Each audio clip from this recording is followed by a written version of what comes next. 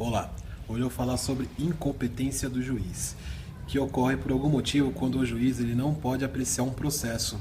Então ocorre essa transferência de um processo para outro juiz. Isso está previsto no artigo 64 a 66 do CPC. Então eu vou fazer aqui uma leitura para você do artigo e dando uma explicação também simples sobre ele. No artigo 64, no caput, diz o seguinte: a incompetência absoluta ou relativa será alegada como questão preliminar da contestação, ou seja, deve ser feita pelo réu antes mesmo dele enviar sua contestação. Na preliminar ele já envia dizendo que o juiz é incompetente para apreciar o seu processo, no qual ele é acusado, no caso ele é réu. Seu primeiro artigo diz o seguinte: a incompetência absoluta pode ser alegada em qualquer tempo e grau de jurisdição, deve ser declarada de ofício. Então o que acontece? Quando a incompetência for absoluta, cabe ao juiz dizer isso. Ele pode falar no meio do processo e em qualquer momento.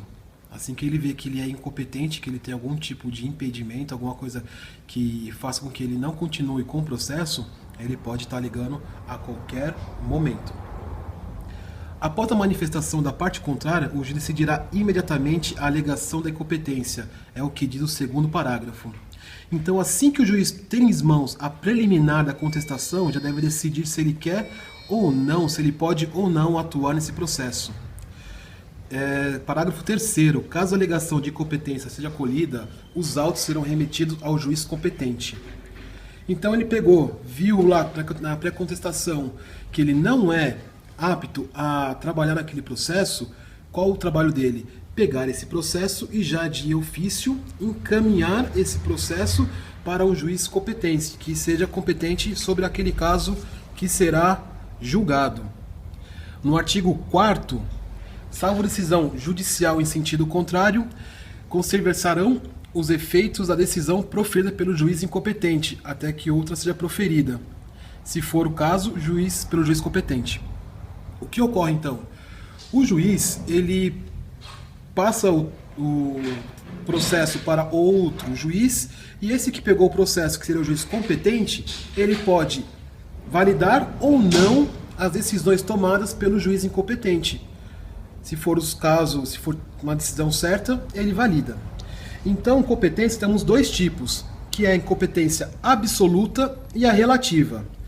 A incompetência absoluta é de interesse público.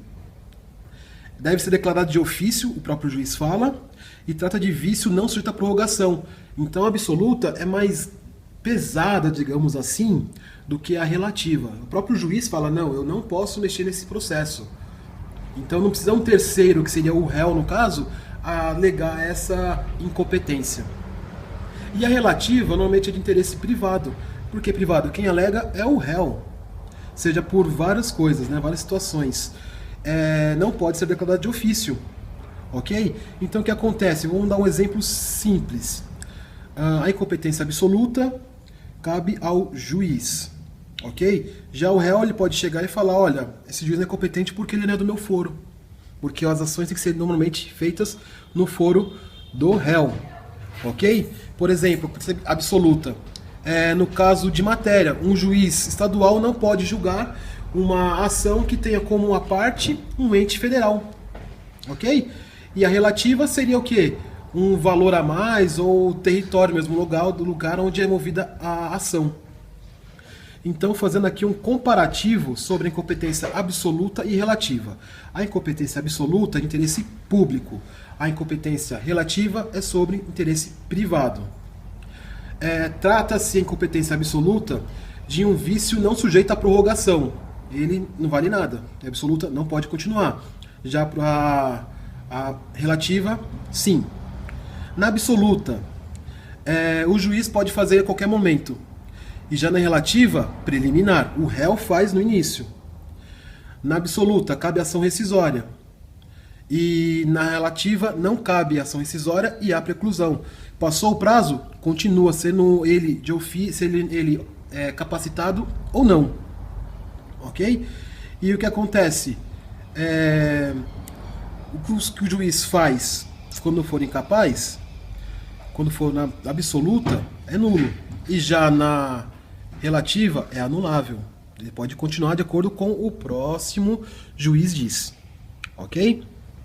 Agora vamos para o artigo 6º, o artigo 65, na verdade, do CPC, que continua falando sobre o mesmo tema, mesmo caso. Então vamos lá. Prerroga-se a competência relativa se o réu não alegar a incompetência em preliminar de contestação. É o que eu falei agora há pouco. Caso o réu não fale na sua preliminar que o juiz é incompetente, ele vai continuar no caso, certo? Porque não é uma coisa que o juiz alega de ofício. E passou o prazo da contestação, ele não fez, é aquele jargão do direito. O direito não socorre os que dormem. Passou o prazo, o juiz pode continuar no seu trabalho, sendo ele relativamente incompetente. E quando o juiz é incompetente, também cabe ao Ministério Público, em ações que ele atua como partes ou envolvido, alegar essa incompetência. E agora vamos no artigo 66, que é o último que trata sobre isso, que é o conflito de competência.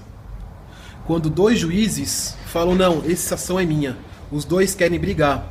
Então fica o juiz A e o juiz B querendo falar, não, eu que cuido desse caso, não, eu cuido desse caso.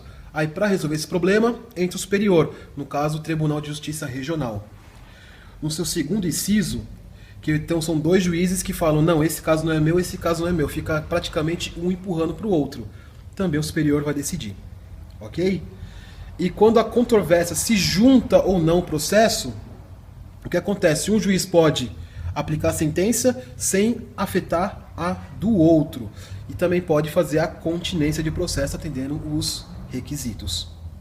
E o parágrafo único é, se o juiz não acolher, ele deverá suscitar o conflito, salvo se atribuir a outro juízo. O juiz não quer pegar ação, ele não se acha competente. Mas ele é obrigado a iniciar o processo, mas o que acontece? Se ele pegar esse processo e já encaminhar para outro, tudo bem. Ok, pessoal? Então é isso. Quem gostou, deixa um like. E tudo que eu falei vai estar escrito nos comentários. Obrigado.